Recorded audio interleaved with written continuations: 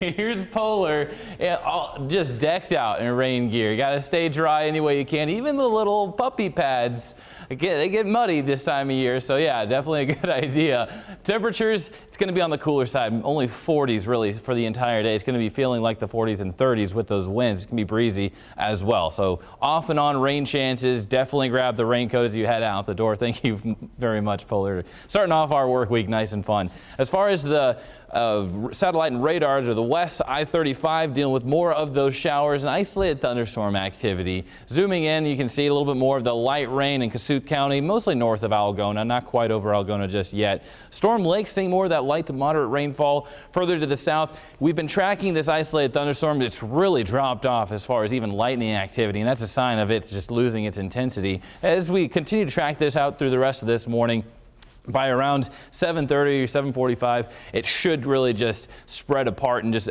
add to the showers that we're expecting. But as far as Rockwell City, even Fort Dodge, you're going to be looking around 6:30, 7 o'clock arrival time, maybe even hear a little bit of rumbles of thunder around that time in those areas. Hour by hour, continuing with more of those showers and isolated thunderstorm activity going through the rest of this morning, 9 o'clock. That's when we're expecting a little bit more of that rain chance over the metro. Until then, it's going to be dry. So your majority of you, as we kick off this morning on your morning drive, is going to be dry here in the metro. Once we head into the late morning, going into the early afternoon, still going to be looking at rain chances, but again, mostly along and north of I-80, the better chance for those showers. The afternoon is whenever it spreads to the south and also east of I-35, still looking at a good chance of those showers and thunderstorms for the rest of today. Now for tonight, more of the rain chances continue. The storm chance is going to be definitely elevated to the southeast. That's where we're expecting even more of the chance for the severe weather. I'll get that to here right now, actually. Further south, you're going to be dealing with more of the enhanced risk. That's going to be a 3 out of 5 chance.